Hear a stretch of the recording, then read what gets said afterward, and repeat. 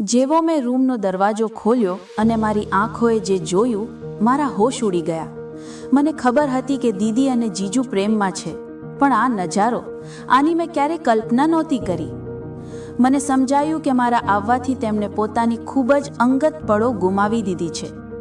મારા ચહેરા પરથી પરસેવો વહી રહ્યો હતો અને મારું દિલ જોરથી ધબકી રહ્યું હતું.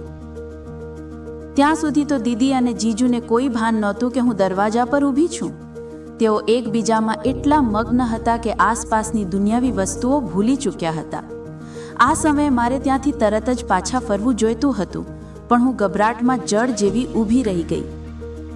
થોડી સેકન્ડ્સ પછી જ્યારે જીજુએ મારી તરફ પીઠ ફેરવી, ત્યારે તેમનું ધ્યાન ખુલ્લા દરવાજા પર ગયું.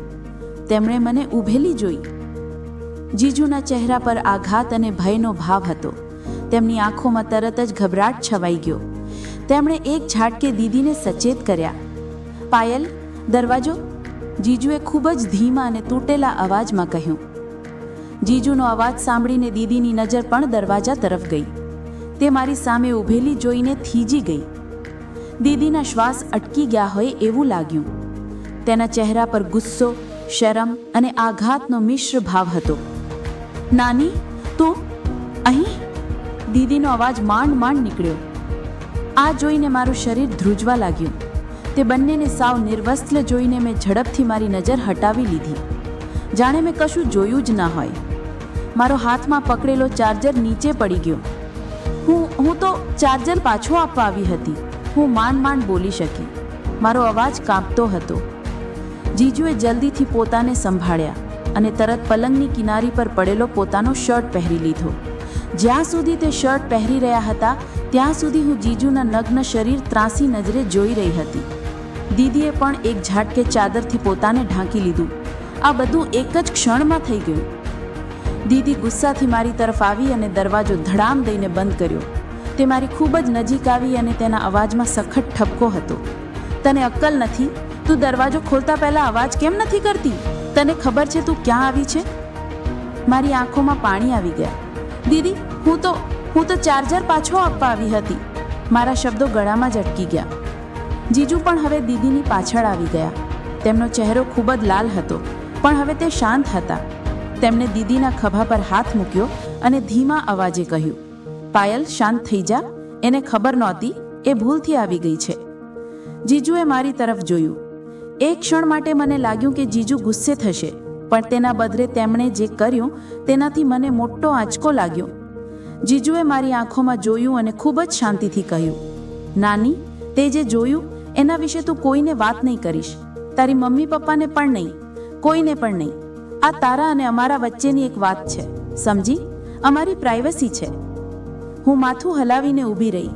હું કંઈ જ બોલી ના શકી.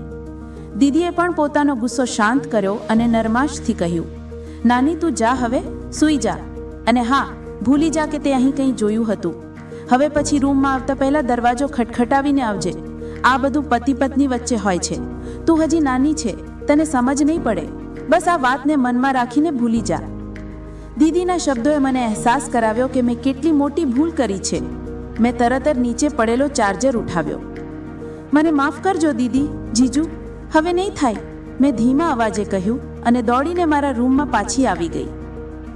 હવે અહીંથી વાર્તામાં આવે છે સૌથી મોટો આંચકો. મારા રૂમમાં આવ્યા પછી હું પલંગ પર બેસી ગઈ. મારું હૃદય હજુ પણ ધડકી રહ્યું હતું. મેં બારી તરફ જોયું. મારી નજર હજુ પણ તે દ્રશ્યને ભૂલી નહોતી શકતી. મારા મગજમાં જીજુ અને દીદીની નિર્વસ્ત્ર છબી વારંવાર આવતી હતી. દીદીને તો મેં ઘણીવાર નિર્વસ્ત્ર જોઈ છે, કારણ કે તેના લગ્ન પહેલાં અમે બંને બહેનો કાયમ એક સાથે જ નહાતી હતી. પણ જીજુનું સંપૂર્ણ નિર્વસ્ત્ર અને માનસલ બદન મારા મગજમાં ઘૂમતું હતું.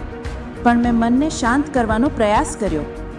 મેં દીદી અને દીજીનું સંબંધને સમજવાનો પ્રયત્ન કર્યો. થોડી વાર પછી મારા રૂમનો દરવાજો ધીમેથી ખુલ્યો.